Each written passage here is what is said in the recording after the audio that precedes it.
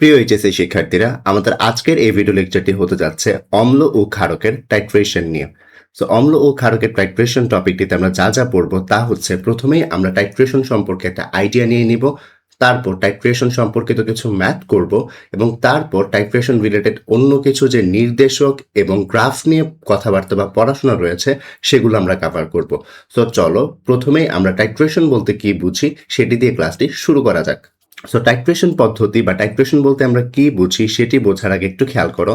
ধরো তোমার কাছে হাইড্রোক্লোরিক অ্যাসিড এবং সোডিয়াম হাইড্রোক্সাইডের একটি প্রশমন বিক্রিয়া দেওয়া রয়েছে। সো হাইড্রোক্লোরিক অ্যাসিড এবং সোডিয়াম হাইড্রোক্সাইড যখন বিক্রিয়া করবে, আমরা তো জানি সে তৈরি করবে হচ্ছে সোডিয়াম ক্লোরাইড এবং পানি, তাই তো? এবং এই বিক্রিয়ার জন্য আমরা যদি চাই স্টয়কিওমেট্রিক সমীকরণ লিখতে, আমরা কিন্তু স্টয়কিওমেট্রিক সমীকরণ যেভাবে লিখতে পারবো, তাই না? যার পরবর্তী লাইনটা হবে n of HCl equals to n of sodium hydroxide, যা আমরা প্রিভিয়াস ক্লাসগুলোতেই পড়ে এসেছি। এবং আমরা দেখেছিলাম n equals to as v, right? as কি ঘনমাত্রা, v হচ্ছে আয়তন। সো এই লাইনটিকেই চাইলে আমরা এভাবে লিখতে পারি, এই যে এখানে n of HCl এর জায়গায় লিখেছি h of HCl into v of HCl, কারণ n equal to as v। Similar ভাবে সোডিয়াম হাইড্রোক্সাইডের জন্য আমরা করেছি। সো এই লাইনটাকে ঘুরিয়ে তুমি যদি চাও যে এখানে তুমি হচ্ছে সোডিয়াম হাইড্রোক্সাইডকে এক পাশে রেখে বাকি সবগুলোকে অন্য পাশে পাঠিয়ে দিবে, তাহলে তুমি এরকম একটা লাইন লিখতে পারো, তাই তো? তো এখন একটু লক্ষ্য করো, এখানে এখানে দেখো, ধরো কোনো কারণে তোমাকে শুধুমাত্র এখানে HCl এর ঘনমাত্রাটা দিয়ে দেওয়া হয়েছে, অর্থাৎ তুমি এখানে S of HCl জানো, হাইড্রোক্লোরিক অ্যাসিডের ঘনমাত্রা জানো, আর কিচ্ছু জানো না, শুধুমাত্র HCl এর ঘনমাত্রাই জানো। HCl এর আয়তন জানো না, সোডিয়াম হাইড্রোক্সাইডের আয়তন জানো না, এবং সোডিয়াম হাইড্রোক্সাইডের ঘনমাত্রাও জানো না। তো এখান থেকে দেখো, তুমি চাচ্ছ এখানে সোডিয়াম হাইড্রোক্সাইডের ঘনমাত্রাটা বের করতে, অর্থাৎ S of NaOH বের করতে। বাট ধরো কোনো কারণে প্রশ্নে তোমাকে শুধুমাত্র S of HCl দেয়া রয়েছে, v of HCl দেয়া নেই, v of NaOH ও দেয়া নেই, তাহলে কি তুমি ম্যাথটা করতে পারবে? তুমি কখনোই এই ম্যাথটা বা এই ইকুয়েশনটা সলভ করতে পারবে না। অর্থাৎ আমি যদি তোমাকে শুধুমাত্র HCl এর ঘনমাত্রা বলে দেই, অর্থাৎ এখানে তুমি কি HCl কে তুমি জানা দ্রবণ ধরবে। কেন? কারণ HCl এর ঘনমাত্রা তুমি জানো, তাই আমি বলছি এখানে HCl হচ্ছে তোমার একটা জানা দ্রবণ, ঠিক আছে? সো এখানে যেহেতু তুমি HCl এর ঘনমাত্রা জানো, তাই HCl কে বলছি জানা দ্রবণ। অন্যদিকে দেখো, এখানে সোডিয়াম হাইড্রোক্সাইডের ঘনমাত্রা তুমি জানো না, তাই আমি বলছি সোডিয়াম হাইড্রোক্সাইড অজানা দ্রবণ। যার ঘনমাত্রা জানি সে জানা দ্রবণ, যার ঘনমাত্রা জানি না সে অজানা দ্রবণ। সো এই যে এখানে একটি দ্রবণের ঘনমাত্রা তুমি জানো, অর্থাৎ জানা দ্রবণের ঘনমাত্রা দিয়ে তুমি চাচ্ছ এখানে অজানা একটি দ্রবণের ঘনমাত্রা বের করতে, এই যে পদ্ধতিটা, এটাকেই বলা হয় টাইট্রেশন পদ্ধতি। তাহলে টাইট্রেশন পদ্ধতি কি দাঁড়াচ্ছে? কোনো একটি জানা দ্রবণের ঘনমাত্রার সাহায্যে অন্য একটি অজানা দ্রবণের ঘনমাত্রা নির্ণয়ের কৌশলই হচ্ছে আসলে টাইট্রেশন পদ্ধতি। সো চলো এই যে টাইট্রেশনটি রয়েছে সেটি আমরা আসলে বেসিক্যালি কিভাবে ল্যাবরেটরিতে করি সেটি একটু দেখে নিই। তো দেখো, এখানে তুমি কি সোডিয়াম হাইড্রোক্সাইডের ঘনমাত্রা বের করতে চাচ্ছ, অর্থাৎ সোডিয়াম হাইড্রোক্সাইড এখানে অজানা দ্রবণ, যার ঘনমাত্রা আমরা জানি না সেটি তো অজানা দ্রবণ। তাই প্রথমেই আমরা যে অজানা দ্রবণ রয়েছে তাকে আমরা একটা কনিক্যাল ফ্লাস্কে নিয়ে নিব। কনিক্যাল ফ্লাস্কে কাকে নিব? অজানা দ্রবণকে, যার ঘনমাত্রা আমরা জানি না। কতটুকু নিব? আমরা নিব হচ্ছে তাকে 10 ml আয়তনের অজানা দ্রবণটি কনিক্যাল ফ্লাস্কে নিয়ে নিব। সো দেখো, এখানে তাহলে তুমি সোডিয়াম হাইড্রোক্সাইডের ভলিউম জেনে গেলে বা v of NaOH জেনে গেলে, যেটাকে তুমি চাইলে এখানে ইকুয়েশনে বসাতে পারবে। আশা করি এতটুকু বুঝতে পেরেছ। তারপর এই কনিক্যাল ফ্লাস্কে উপযুক্ত নির্দেশক যোগ করা হয়। তো উপযুক্ত নির্দেশক কেন আমাদের ব্যবহার করতে হবে সেটি নিয়ে আমরা একটু পরে আলোচনা করব, বাট আপাতত মনে রাখো যে এখানে আমরা নির্দেশক ইউজ করব, বাট কেন করব এটা আমরা পরবর্তী স্লাইডগুলোতে আলোচনা করব। তো তারপর যেটি করা হয়, তারপর একটি বুরেট নেওয়া হয়। বুরেটে কি করা হয়? বুরেটে হচ্ছে এই যে দেখো, এখানে HCl এর যে ঘনমাত্রা সেটি আমরা জানতাম, রাইট? সো ওই HCl কে হচ্ছে বুরেটে নেওয়া হয়। অর্থাৎ আমরা বলতে পারি যে জানা দ্রবণ রয়েছে, অর্থাৎ যার ঘনমাত্রা আমরা জানি, তাকে আমরা কোথায় নিব? তাকে আমরা বুরেটে নিব। এই যে ধরো তোমাকে এখানে প্রশ্নে HCl এর ঘনমাত্রা 0.5 মোলার বলে দিল, অর্থাৎ HCl এর ঘনমাত্রা তুমি জানতে, অর্থাৎ একটি জানা দ্রবণ ছিল, তাই তাকে আমরা বুরেটে নিয়েছি। সো এতে করে ধরো যে এখান থেকে তুমি তারপর যে কাজটি করবে, সো দেখো এখানে তোমার কি রয়েছে? সোডিয়াম হাইড্রোক্সাইড, তাই তো? আর এই বুরেটে কি রয়েছে? HCl, অম্ল এবং ক্ষার, তাই না? তুমি যদি এখান থেকে বুরেট থেকে ফোটাই এই যে কনিক্যাল ফ্লাস্ক রয়েছে সেখানে তুমি যদি হচ্ছে HCl যোগ করতে থাকো, তাহলে দেখবে এখানে একটা প্রশমন বিক্রিয়া হবে না? এই যে HCl এবং সোডিয়াম হাইড্রোক্সাইড বিক্রিয়া করে কি তৈরি করবে? লবণ এবং পানি তৈরি করবে, তাই না? সো এই যে বিক্রিয়াটি রয়েছে, এই বিক্রিয়ার তো এমন একটা পয়েন্ট থাকবে যে পয়েন্টে হচ্ছে তোমার HCl এবং সোডিয়াম হাইড্রোক্সাইড সম্পূর্ণরূপে বিক্রিয়া করে লবণ এবং পানি উৎপন্ন করে ফেলবে, অর্থাৎ কোনো ধরনের HCl এবং সোডিয়াম হাইড্রোক্সাইড এই কনিক্যাল ফ্লাস্কে বেঁচে থাকবে না, অর্থাৎ বিক্রিয়াটা সমাপ্ত হয়ে যাবে, তাই না?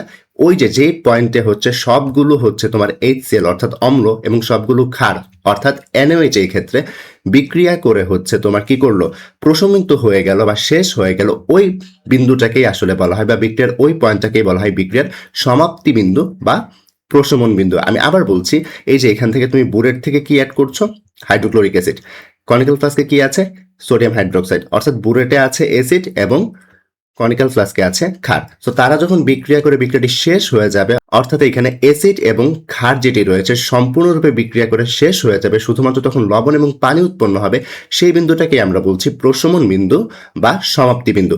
এই যে যখন প্রশমন বিন্দু বা সমাপ্তি বিন্দু আসবে, তখন এই নির্দেশকটি হচ্ছে তার কালার চেঞ্জ করে ফেলবে বা তার বর্ণ পরিবর্তন করে ফেলবে। সো এতে করে আমরা তখন বুঝে যাব যে এই বিক্রিয়াটি এখানে শেষ হয়ে গেছে। সো ধরো এই বিক্রিয়াটি শেষ করতে তোমার বুরেট থেকে HCl ঢালা লাগলো 23.11 ml। তো তুমি এখানে HCl এর আয়তন জানো, সো একটু খেয়াল করো, এখন কিন্তু তুমি সবই জানো এই বিক্রিয়াতে। এখন তুমি এই বিক্রিয়াতে যেটি জানো, দেখো তুমি HCl এর ঘনমাত্রা তো আগে থেকেই তুমি জানতে, রাইট? এবং ভলিউম অফ HCl বা HCl এর যে আয়তন রয়েছে সেটি কিন্তু তুমি বুরেট থেকে মেপে বের করে ফেলেছো মাত্র, বিক্রিয়ার জন্য কতটুকু লাগলো। এবং তুমি যে ভলিউম অফ NaOH সেটিও কিন্তু তুমি মেপে নিয়েছিলে, কতটুকু নিয়েছিলে, 10 ml।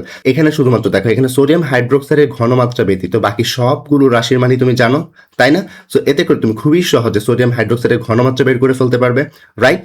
সো এভাবেই হচ্ছে টাইট্রেশনের মাধ্যমে কোনো একটি জানা যৌবনের ঘনমাত্রার সাহায্যে অন্য একটি অজানা যৌবনের ঘনমাত্রা বের করে ফেলা যায়। এটি হচ্ছে আসলে টাইট্রেশন পদ্ধতি। আশা করি বুঝতে পেরেছ। এবার একটু লক্ষ্য করো, এই টাইট্রেশন পদ্ধতিতে আমরা মূলত দুই ধরনের দ্রবণ ব্যবহার করেছি, তাই না? একটি ছিল জানা দ্রবণ এবং অন্যটি ছিল অজানা দ্রবণ, তাই তো? একটি ছিল জানা দ্রবণ, অন্যটি ছিল অজানা দ্রবণ। এখানে জানা দ্রবণ ছিল HCl, যার ঘনমাত্রা আমরা জানতাম। অন্যদিকে এখানে অজানা দ্রবণ ছিল সোডিয়াম হাইড্রোক্সাইড বা NaOH, যার ঘনমাত্রা আমরা জানতাম না। তো টাইট্রেশনের ভাষায় যে অজানা দ্রবণ রয়েছে, অর্থাৎ যার ঘনমাত্রা আমরা জানি না, তাকে বলা হয় টাইট্রেট বা টাইট্রেন্ট। এক্ষেত্রে আমরা সোডিয়াম হাইড্রোক্সাইডের ঘনমাত্রা জানতাম না, তাই আমরা সোডিয়াম হাইড্রোক্সাইডকে বলেছিলাম অজানা দ্রবণ। এবং টাইট্রেশনের ভাষায় অজানা দ্রবণকে বলা হবে টাইট্রেট বা টাইট্রেন্ট। এবং টাইট্রেন্টকে একটু খেয়াল করো, টাইট্রেন্ট যেটি রয়েছে তাকে আমরা কোথায় নিয়েছিলাম, তাকে আমরা কনিক্যাল ফ্লাস্কে নিয়েছিলাম, অর্থাৎ টাইট্রেট বা টাইট্রেন্টকে নেওয়া হবে কনিক্যাল ফ্লাস্কে। অন্যদিকে HCl এর যে দ্রবণ ছিল সেটি আমাদের কি ছিল, জানা দ্রবণ ছিল। এবং এই জানা দ্রবণকে আমরা কোথায় নিয়েছিলাম, বুরেটে, তাই তো?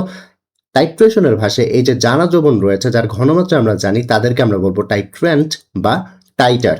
এবং এই দ্রবণটিকে আমরা কোথায় নিব, এই দ্রবণটিকে আমরা নিব বুরেটে। আশা করি বুঝতে পেরেছ। এবার চলো কয়েকটা ম্যাথ করে আসি। সো এখানে দেখো প্রশ্নে বলা আছে 500 ml 0.1 মোলার সালফিউরিক অ্যাসিড দ্রবণকে সম্পূর্ণরূপে প্রশমিত করতে 0.1 মোলার এর কত মিলি লিটার কস্টিক সোডা অর্থাৎ সোডিয়াম হাইড্রোক্সাইড দ্রবণ লাগবে। তো একটু লক্ষ্য করে এখানে কি দেয়া আছে, এখানে সোডিয়াম হাইড্রোক্সাইডের কি দেয়া আছে, ঘনমাত্রা দেয়া রয়েছে এবং আয়তন দেয়া রয়েছে, অর্থাৎ S এবং V দেয়া আছে। অন্যদিকে দেখো এইখানেও কি দেয়া আছে, এইখানেও হচ্ছে তোমার যে কস্টিক সোডা বা সোডিয়াম হাইড্রোক্সাইড রয়েছে তার ঘনমাত্রাটা দেয়া রয়েছে, তার আয়তনটা বের করতে বলা হয়েছে। সো এই ম্যাথটি আমরা চাইলে খুব ইজিলি স্টয়কিওমেট্রিক সমীকরণ ইউজ করে ফেলতে পারি। সো প্রথমেই যে কাজটি করতে হবে, এই টাইট্রেশন সংক্রান্ত ম্যাথ করতে প্রথমে বিক্রিয়াটি লিখতে হবে। দেখো এখানে কাদের বিক্রিয়া করানো হচ্ছে, সালফিউরিক অ্যাসিড এবং সোডিয়াম হাইড্রোক্সাইড। আমরা জানি সালফিউরিক অ্যাসিড 2 মোল সোডিয়াম হাইড্রোক্সাইডের সাথে বিক্রিয়া করে সোডিয়াম সালফেট এবং 2 অণু পানি উৎপন্ন করে, রাইট? সো এই বিক্রিয়ার জন্য যদি আমরা স্টয়কিওমেট্রিক সমীকরণ লিখতে চাই, তাহলে আমরা কি লিখতে পারবো, N of H2SO4 divided by 1 equals to N of sodium hydroxide divided by 2। এই স্টয়কিওমেট্রিক সমীকরণের যে ক্লাসগুলো তোমরা যারা করনি, তোমরা হচ্ছে এখানে এই লাইনটি আসলে বুঝতে পারবে না। সো আমার রিকোয়েস্ট থাকবে এই ক্লাস লেকচারটি দেখার আগে স্টয়কিওমেট্রিক সমীকরণটাকে দেখে আসো। সো এখানে যদি চাইলে আমরা আরো গুণন করতে পারি, তাই না? আরো গুণন করলে আমরা এরকম কিছু একটা লিখতে পারবো। সো এই সমীকরণটিকেই যদি আমরা চাই, দেখো এখানে 2 into N of H2SO4 এবং N of NaOH রয়েছে। সো এখানে দেখো N of H2SO4 K replace করে আমরা কি লিখতে পারি, S into V। অন্যদিকে সোডিয়াম হাইড্রোক্সাইডের জন্য N কে রিপ্লেস করে আমরা কি S into V লিখতে পারি, কারণ আমরা জানি N equals to SV, তাই তো? সো এই সমীকরণে আমাদের জন্য কি বের করা প্রয়োজন ছিল, এই সমীকরণে আমাদের বের করতে হবে সোডিয়াম হাইড্রোক্সাইডের আয়তন কত, তাই তো? সো আমাদের বের করতে হবে এই যে V of NaOH, তাই তো? সো V of NaOH কে এক পাশে রেখে বাকি সবগুলোকে আমরা অন্য পাশে পাঠিয়ে দিলে আমরা এরকম একটা সমীকরণ পেয়ে যাব। তো তারপর দেখো আমাদের যে ভ্যালুগুলো দেওয়া রয়েছে এখানে 2 এর জায়গায় আমরা 2 বসাবো, আর S of H2SO4 জন্য কত ছিল, এই যে 0.1 মোলার, তাই 0.1 মোলার বসিয়েছি। V of H2SO4 কত ছিল, এই যে 500 ml, তাই 500 ml বসিয়েছি। এবং S of NOH অর্থাৎ NOH এর ঘনমাত্রা কত ছিল, এই যে 0.1, তাই 0.1 বসিয়েছি। হিসাব করলে পাবে হচ্ছে 100 মিলিলিটার, অর্থাৎ আমরা বলতে পারি 100 মিলিলিটার কস্টিক সোডা এই ক্ষেত্রে আমাদের প্রয়োজন হবে। আশা করি এই টাইট্রেশন সংক্রান্ত ম্যাথ আসলে তোমরা অ্যান্সার করতে পারবে। আচ্ছা, টাইট্রেশন তো আমরা ভালো মতনই বুঝেছি। সো এখন আমার কোয়েশ্চেন হচ্ছে, এখানে যখন আমরা বুরেট থেকে HCl যোগ করছিলাম কনিক্যাল ফ্লাস্কে অর্থাৎ সোডিয়াম হাইড্রোক্সাইডের দ্রবণে, তখন আমরা যে বিক্রিয়াটা শেষ হয়েছে সেটি আমরা কিভাবে বুঝেছিলাম, রাইট? সো এই কোয়েশ্চেনটি হচ্ছে আমাদের এই স্লাইডে আলোচনা হবে, যে বিক্রিয়াটা যে সম্পূর্ণ হয়েছে বা বিক্রিয়াটা যে শেষ হয়েছে অর্থাৎ বিক্রিয়াটি সমাপ্তি বিন্দু বা প্রশমন বিন্দুতে যে গিয়েছে সেটি আমরা কিভাবে বুঝেছি। এটি হচ্ছে আসলে এই স্লাইডের কোয়েশ্চেন। সো একটু খেয়াল করো, এইখানে আমরা যখন বিক্রিয়াটি সম্পূর্ণ করছিলাম তখন কিন্তু আমরা কনিক্যাল ফ্লাস্কে আগে থেকেই হচ্ছে নির্দেশক যোগ করে রেখেছিলাম। এই যে দেখতে পাচ্ছ নির্দেশকটি যোগ করে রেখেছিলাম। এই যে এখানে বিক্রিয়া শেষ হয়েছে কিনা এই টাইট্রেশনের মধ্যে, এটি আসলে নির্দেশক আমাদেরকে নির্দেশ করে। কিভাবে? কারণ বিক্রিয়ার সমাপ্তি বিন্দুতে বা প্রশমন বিন্দুতে নির্দেশক তার নিজের বর্ণ পরিবর্তনের মাধ্যমে বিক্রিয়ার সমাপ্তি বিন্দু বা বিক্রিয়ার প্রশমন বিন্দুটি নির্দেশ করে ফেলতে পারে। কি বোঝাতে চাচ্ছি একটু দেখো, এখানে বিক্রিয়ার শুরুতে যে কনিক্যাল ফ্লাস্ক রয়েছে সেখানে যে দ্রবণটি থাকে সেটি ধরো ছিল বর্ণহীন। সো তুমি এই দ্রবণে কি করেছো, এই দ্রবণে আগে থেকে এই যে নির্দেশকটি দিয়ে দিয়েছো, তাই না? সো এই নির্দেশকের একটি বৈশিষ্ট্য হচ্ছে বিক্রিয়াটা যখন শেষ হয়ে যাবে বা বিক্রিয়াটা যখন সমাপ্তি বিন্দুতে চলে আসবে তখন সে তার বর্ণ পরিবর্তন করে ফেলতে পারবে। সো এই যে বর্ণ পরিবর্তনের মাধ্যমেই দেখা যায় যে আমরা বুঝতে পারি যে এই বিক্রিয়াটা শেষ হয়েছে। সো এই বিক্রিয়ার বর্ণ পরিবর্তনটা কে করেছে? নির্দেশকের জন্য হয়েছে, তাই না? তাই নির্দেশকই হচ্ছে একটা বিক্রিয়ার সমাপ্তি বিন্দু বা প্রশমন বিন্দু নির্দেশ করতে পারে, অর্থাৎ সে বুঝাতে পারে বা দেখাতে পারে যে বিক্রিয়াটা শেষ হয়ে গেছে, এখন বিক্রিয়াটা অফ করতে পারো। সো এটাই হচ্ছে নির্দেশকের আসল কাজ। এখন কোয়েশ্চেন হতে পারে যে নির্দেশক হিসেবে আসলে কাদের আমরা ব্যবহার করব। নির্দেশক হিসেবে আসলে আমরা মিথাইল রেড নামক পদার্থ, মিথাইল অরেঞ্জ এবং ফেনফথেলিন নামক পদার্থগুলোকে নির্দেশক হিসেবে ব্যবহার করতে পারি। সো আমরা যদি এখানে দেখি যে নির্দেশকের কাজ আসলে কি ছিল, আমরা বলতে পারবো যে নির্দেশকের কাজ ছিল নির্দেশক আসলে তার বর্ণ পরিবর্তনের মাধ্যমে কোনো একটা বিক্রিয়ার সমাপ্তি বিন্দু বা প্রশমন বিন্দু নির্দেশ করে থাকে। আশা করি নির্দেশকের ব্যাপারগুলো বুঝতে পেরেছ। সো এবার চলো, অনেকক্ষণ ধরে কিন্তু আমরা প্রশমন বিন্দু করছি, বাট প্রশমন বিন্দুর সংজ্ঞাটা আসলে কি? প্রশমন বিন্দুর সংজ্ঞাটা যদি আমরা দিতে চাই আমরা এভাবে বলতে পারি, প্রশমন বিক্রিয়ার এমন এক অবস্থা, অর্থাৎ প্রশমন বিন্দু হচ্ছে প্রশমন বিক্রিয়ার এমন এক অবস্থা যে অবস্থাতে বা যে বিন্দুতে অম্ল ও ক্ষারক একে অপরের সাথে বিক্রিয়া করে সম্পূর্ণরূপে প্রশমিত হয়ে যায়, সেই বিন্দুটাকেই বলা হয় হচ্ছে প্রশমন বিন্দু। এবং সেই প্রশমন বিন্দুতে নির্দেশক তার বর্ণ পরিবর্তন করে থাকে। আমি আবার বলছি, প্রশমন বিন্দু তাহলে কি? প্রশমন বিন্দু হচ্ছে, ধরো আমি একটি বিক্রিয়ার মাধ্যমে যদি তোমাদেরকে বোঝাই, ধরো তোমার কাছে HCl রয়েছে এবং সোডিয়াম হাইড্রোক্সাইড রয়েছে, তারা দুইজন একজন একজনের সাথে বিক্রিয়া করে দুজনেই হচ্ছে ভ্যানিশ হয়ে যাবে বা শেষ হয়ে যাবে, দ্রবণে শুধু পড়ে থাকবে লবণ এবং পানি, এবং সেই পয়েন্টেই হচ্ছে নির্দেশক তার বর্ণ পরিবর্তন করে বলে দিবে যে বিক্রিয়াটা শেষ হয়ে গেছে। ওই যে পয়েন্টটা, সেই পয়েন্টটাকে বলা হয় প্রশমন বিন্দু। তো এখানে একটু খেয়াল করো, আমি এখানে কয়েকটা জিনিস লিখতে চাচ্ছি। দেখো, প্রথমে কি লিখেছি? সবল অম্ল এবং সবল ক্ষার। পরে লিখেছি সবল অম্ল দুর্বল ক্ষার, তারপর লিখলাম দুর্বল অম্ল সবল ক্ষার, তারপর লিখলাম দুর্বল অম্ল দুর্বল ক্ষার। সো একটু খেয়াল করে, এখানে সবল অম্ল হিসেবে আমরা HCl কে জানি, সবল ক্ষার হিসেবে আমরা সোডিয়াম হাইড্রোক্সাইডকে জানি, রাইট? অন্যদিকে সবল অম্ল হিসেবে আমরা HCl কে জানি, বাট দুর্বল ক্ষার হিসেবে আমরা চিনি হচ্ছে অ্যামোনিয়াম হাইড্রোক্সাইডকে। অন্যদিকে দেখো, দুর্বল অম্ল হিসেবে আমরা ইথানিক অ্যাসিডকে চিনি এবং সবল ক্ষার হিসেবে আমরা সোডিয়াম হাইড্রোক্সাইডকে চিনি, তাই তো? এবং দুর্বল অম্ল হিসেবে আমরা ইথানিক অ্যাসিডকে চিনি এবং দুর্বল ক্ষার হিসেবে আমরা অ্যামোনিয়াম হাইড্রোক্সাইডকে চিনি। সো এই যে কোনটি দুর্বল ক্ষার, কোনটি দুর্বল অম্ল, কোনটি সবল ক্ষার এবং সবল অম্ল, এই এক্সাম্পলগুলো তোমরা একটু এই স্লাইড থেকে একটু মনে রাখবে, কারণ এগুলো আমাদের পরবর্তীতে লাগবে। এবং আমরা যখন অম্ল এবং ক্ষারের লেখচিত্র আঁকতে যাব তখন আমাদের কোনটি সবল অম্ল এবং কোনটি সবল ক্ষার এবং কোনটি দুর্বল অম্ল, কোনটি দুর্বল ক্ষার, এগুলো আলোচনা আমাদের একটু মাথায় রাখতে হবে যখন আমরা লেখচিত্র আঁকবো তখন। তো এখানে যেটি বোঝাতে চাচ্ছি একটু খেয়াল করো, এখানে যখন HCl এবং NOH দুজনেই সবল, এই দুজনেই যখন সবল থাকে তখন যখন যে লবণটা তৈরি হয় সেটি হয় আসলে নিরপেক্ষ, তাতে না থাকে অ্যাসিডের বৈশিষ্ট্য, না থাকে ক্ষারের বৈশিষ্ট্য। অন্যদিকে যখন অ্যাসিড বা অম্লটা হয় সবল, ক্ষারটা হয় দুর্বল, তখন যে লবণটা উৎপন্ন হয় সে লবণটা হয় অম্লীয়, কারণ এখানে ক্ষারটা সবল ছিল। দুঃখিত, এখানে অ্যাসিডটা বা অম্লটা সবল ছিল, তাই লবণটা হয় হচ্ছে অম্লীয়। অন্যদিকে দেখো, এখানে ইথানোয়িক অ্যাসিড অর্থাৎ একটা দুর্বল অম্ল এবং সোডিয়াম হাইড্রোক্সাইড অর্থাৎ একটা সবল ক্ষার যখন বিক্রিয়া করে তখন যে লবণটা উৎপন্ন হয় সে লবণটা হবে ক্ষারীয়। কেন? কারণ এখানে ক্ষারটা সবল ছিল। অন্যদিকে দুর্বল অম্ল এবং দুর্বল ক্ষার দুজনেই হচ্ছে দুর্বল, তাই যে লবণটা তৈরি হয় সেটা হয় নিরপেক্ষ। অর্থাৎ আমরা বলতে পারি যখন দুইটাই সবল হবে লবণ হবে হচ্ছে নিরপেক্ষ, যখন দুইটাই দুর্বল হবে তখনও লবণ হবে নিরপেক্ষ।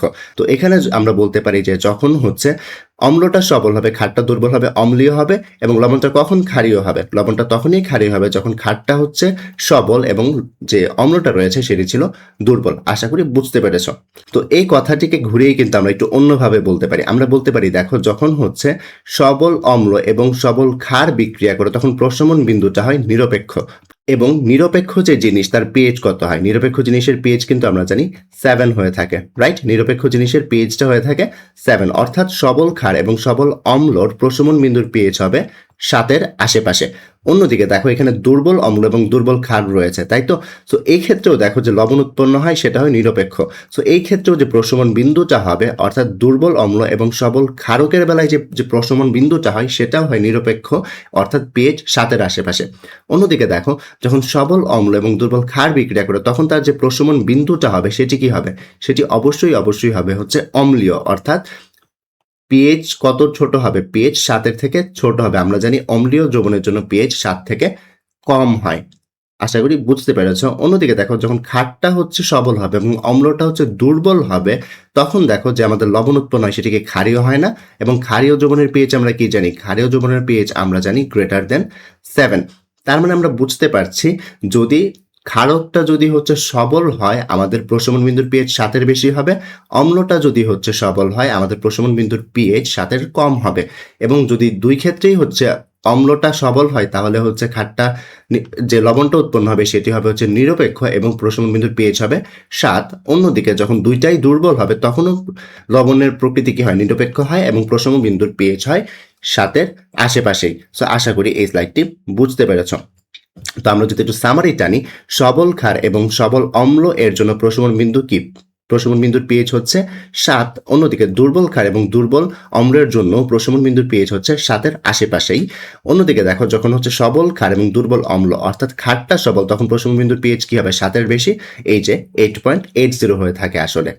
অন্যদিকে দুর্বল ক্ষার এবং সবল অম্ল, কোনটা সবল? অম্লটা সবল, তাই প্রশমন বিন্দুর পিএইচ কি হবে? 7 থেকে কম হবে। কেন? কারণ উৎপন্ন লবণের যে নেচারটা আছে সেটি হচ্ছে অম্লীয়। সো এই ক্ষেত্রে প্রশমন বিন্দুর পিএইচ যেটি হয় সেটি হচ্ছে 5.27। আশা করি বুঝতে পেরেছ।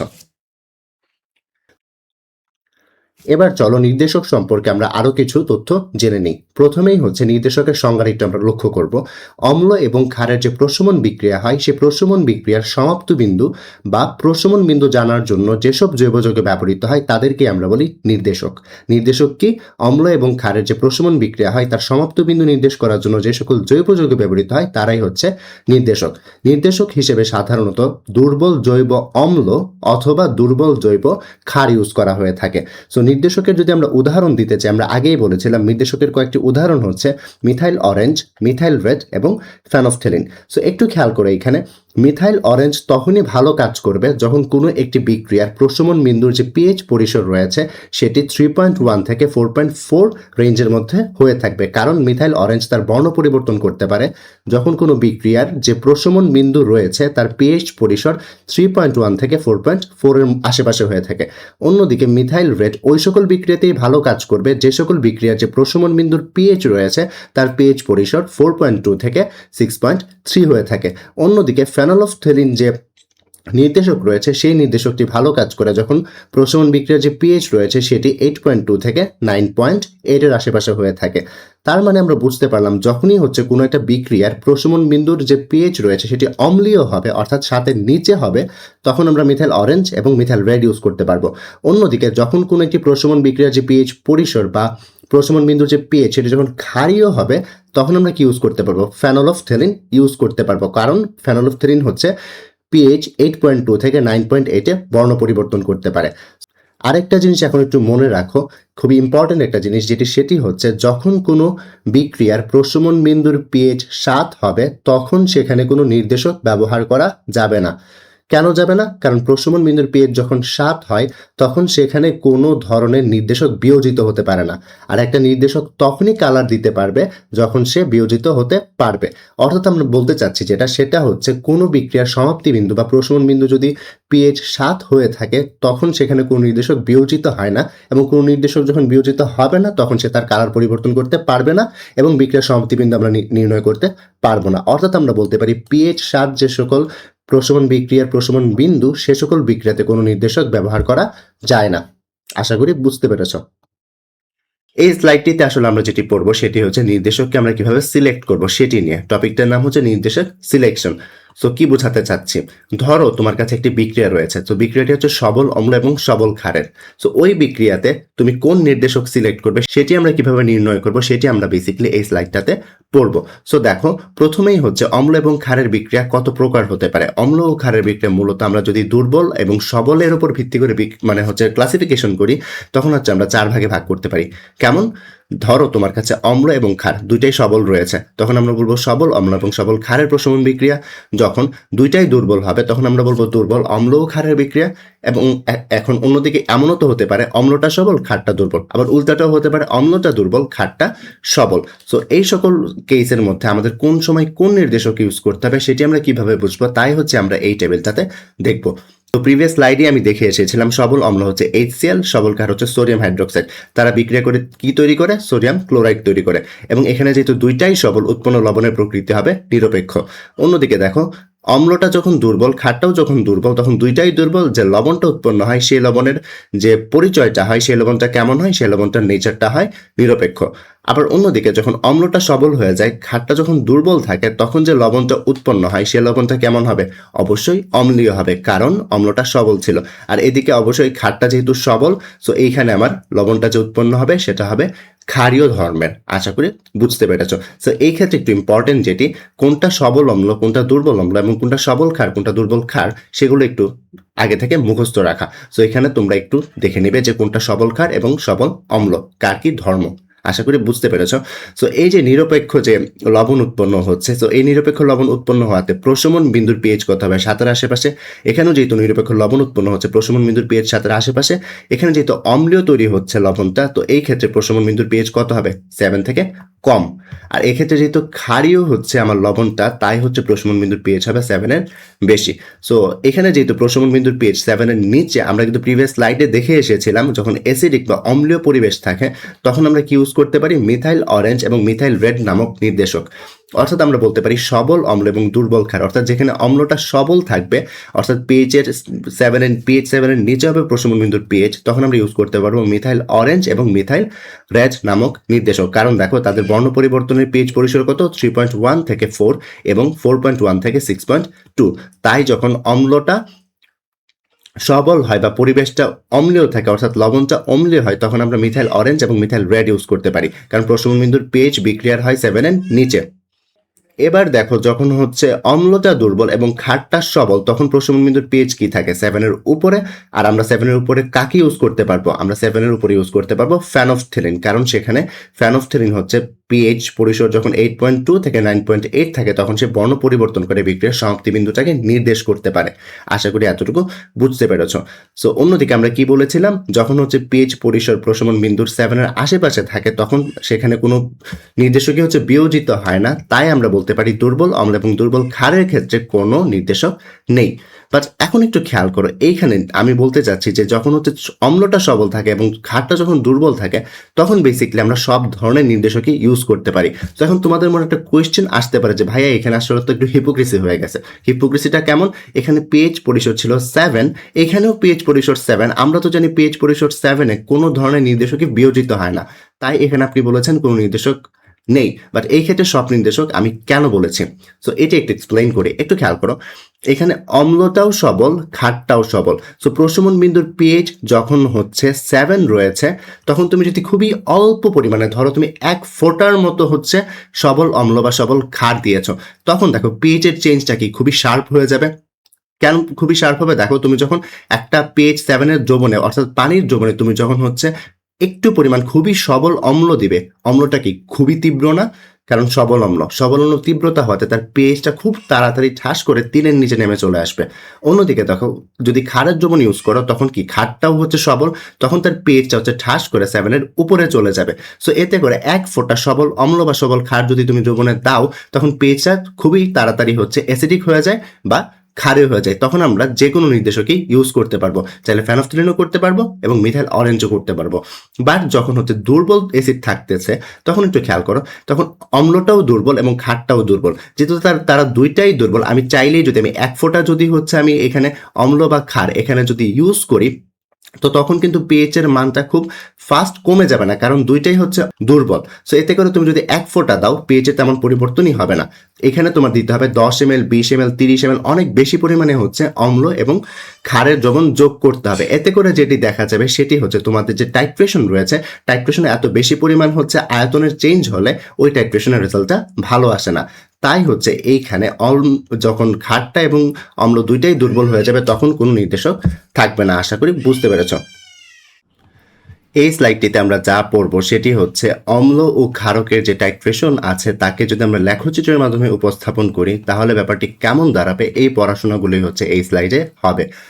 আর এই যে টাইট্রেশন লেখো থেকে তোমাদের প্রতি বছরই একটা না একটা কোনো কোয়েশ্চেন টাইট্রেশন লেখচিত্র থেকে এসেই থাকে। সো এই স্লাইডগুলো একটু মনোযোগ সহকারে দেখো এবং এটি হতে যাচ্ছে আমাদের লাস্ট টপিক। সো এই ব্যাপারগুলো করার জন্য প্রথমেই তোমাদের মাথায় কয়েকটা জিনিস রাখতে হবে। প্রথমত সেটি হচ্ছে একটু লক্ষ্য করো যে সোডিয়াম হাইড্রোক্সাইড যেটি রয়েছে, এই যে সোডিয়াম হাইড্রোক্সাইড বা NaOH যেটি রয়েছে সেটি আমাদের কি, সেটি হচ্ছে আমাদের সবল ক্ষারক। এই ব্যাপারটি একটু মাথায় রাখবে। এবং HClও হচ্ছে আমাদের সবল অম্ল। অন্যদিকে ইথানোয়িক অ্যাসিড অর্থাৎ CH3COOH হচ্ছে আমাদের দুর্বল অম্ল। অন্যদিকে অ্যামোনিয়াম হাইড্রোক্সাইড হচ্ছে আমাদের দুর্বল ক্ষার। অ্যামোনিয়াম হাইড্রোক্সাইড অর্থাৎ NH4OH কি আমাদের দুর্বল ক্ষার। এটি হচ্ছে আমাদের দুর্বল ক্ষার, এটি হচ্ছে আমাদের তীব্র ক্ষার। HCl হচ্ছে আমাদের তীব্র অম্ল, অন্যদিকে ইথানোয়িক অ্যাসিড হচ্ছে আমাদের দুর্বল অম্ল। এই ব্যাপারগুলো একটু মনে রাখবে।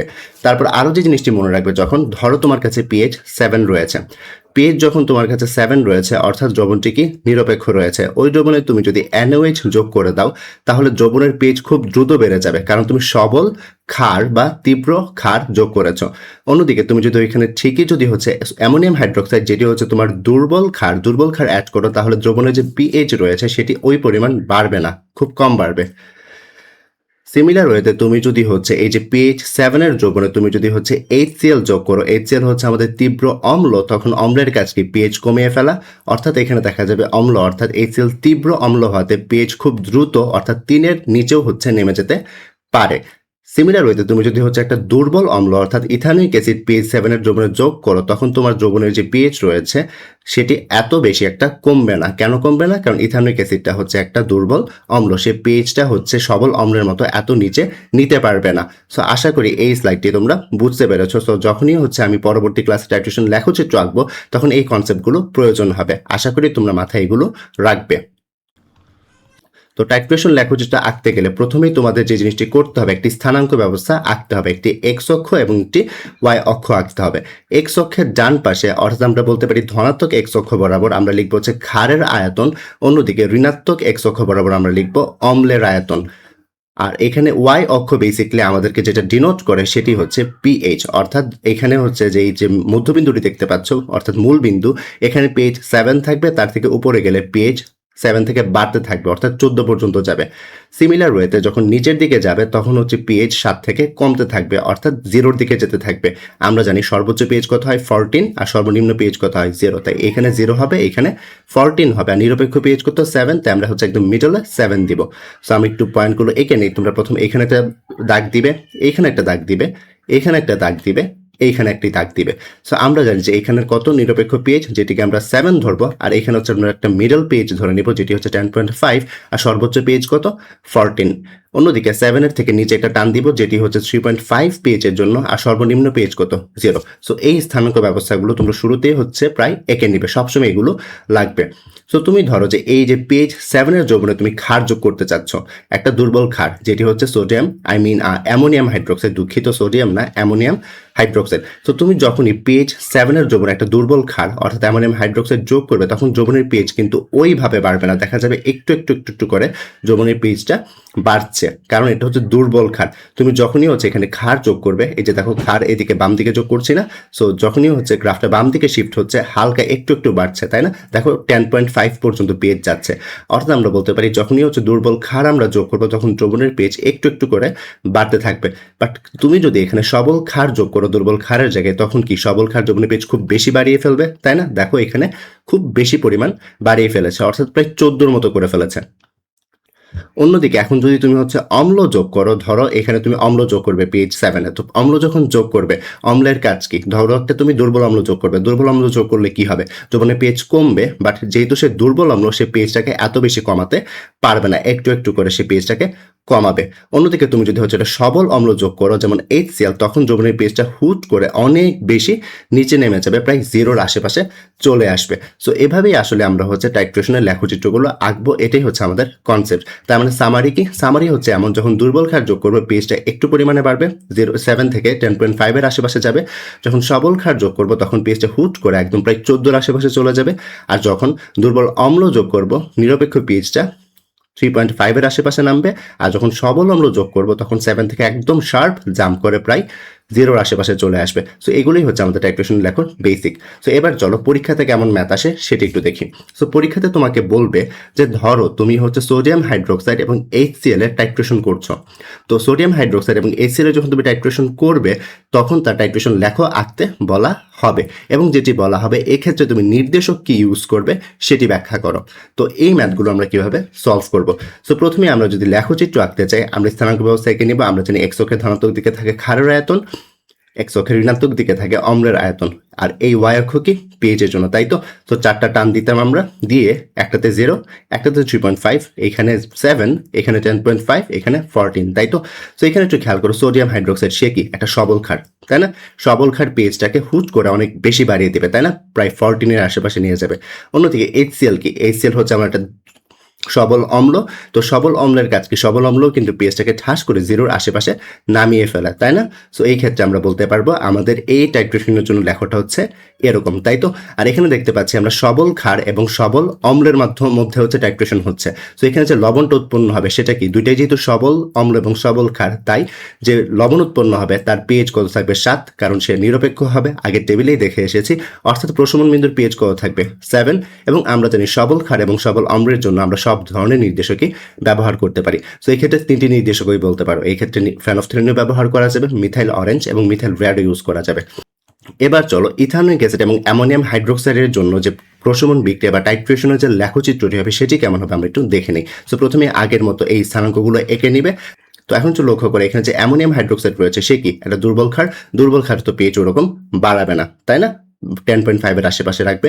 অন্যদিকে ইথানোয়িক অ্যাসিড কি? একটা দুর্বল অম্ল, সেও হচ্ছে পেজটাকে ওইরকম কমাবে না, একটু আশেপাশে 3.5 এর আশেপাশে রাখবে। এবং আমরা জানি দুর্বল ক্ষার এবং দুর্বল অম্ল দুইটাই হচ্ছে দুর্বল, তাই না? তাহলে প্রশমন বিন্দুর পেজ কত হবে? 7, কারণ উৎপন্ন লবণের যে ধর্ম সেটি হচ্ছে নিরপেক্ষ, তাই তো? সো এই ক্ষেত্রে আমরা দেখেছিলাম যে দুর্বল ক্ষার এবং দুর্বল অম্লের জন্য আমাদের কোনো নির্দেশক থাকে না। তো আশা করি এটাও বুঝতে পেরেছ। এখন ধরো পরীক্ষাতে জানতে চাওয়া হয়েছে যে HCl এবং অ্যামোনিয়াম হাইড্রোক্সাইড অর্থাৎ একটা সবল অম্ল এবং দুর্বল ক্ষারকের মাঝখানে টাইট্রেশন লেখচিত্র এবং কি নির্দেশক তোমরা ইউজ করবে। তো একটু খেয়াল করে, এখানে অ্যামোনিয়াম হাইড্রোক্সাইড কি? দুর্বল ক্ষার। সো সে কিরকম করে পেজ বাড়াবে?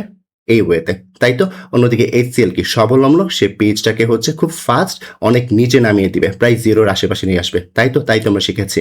আর এক্ষেত্রে দেখো অ্যাসিডটা যেহেতু এখানে সবল, ক্ষারটা দুর্বল, তাই উৎপন্ন লবণটা কি হবে? অম্লীয় হবে, অর্থাৎ প্রশমন বিন্দুর পেজ কত থাকবে? 7-এর নিচে। আর আমরা জানি 7-এর নিচে আমরা কি ইউজ করি? অম্লীয় নির্দেশকগুলো, যেমন মিথাইল রেড এবং মিথাইল অরেঞ্জ। সো এবার দেখো, এখন যদি তোমাদেরকে বলা হয় ইথানোয়িক অ্যাসিড এবং সোডিয়াম হাইড্রোক্সাইডের লেখচিত্র আঁকো, তো দেখো এখানে ইথানোয়িক অ্যাসিড কি, দুর্বল অম্ল, সোডিয়াম হাইড্রোক্সাইড কি, অবশ্যই এখানে সে সবল ক্ষারক। সো প্রথমে স্থানাঙ্ক ব্যবস্থাগুলো এঁকে নিবে, দেন দেখো সোডিয়াম হাইড্রোক্সাইড কি, সবল ক্ষার, তাই সে পিএইচটাকে হুট করে প্রায় 14 আশেপাশে নিয়ে চলে যেতে পারবে। অন্যদিকে ইথানোয়িক অ্যাসিড হচ্ছে দুর্বল অম্ল, তাই সে পিএইচটাকে একটু একটু করে কমাবে এবং সে হচ্ছে 3.5 এর নিচে নামতে পারবে না, তাই তো। আর এই ক্ষেত্রে দেখো এখানে হচ্ছে ক্ষার যেটি রয়েছে সেটি হচ্ছে সবল, অম্ল যেটি রয়েছে সেটি হচ্ছে দুর্বল। সো উৎপন্ন লবণের প্রকৃতি কি হবে, ক্ষারকীয় হবে। ক্ষারকীয় হলে প্রশমন বিন্দুর পিএইচ কত হবে, 7 এর বেশি, এবং ক্ষারকীয় যখন থাকে তখন আমরা নির্দেশক হিসেবে কি ইউজ করতে পারি, ফেনফথেলিন ইউজ করতে পারি। আশা করি বুঝতে পেরেছ।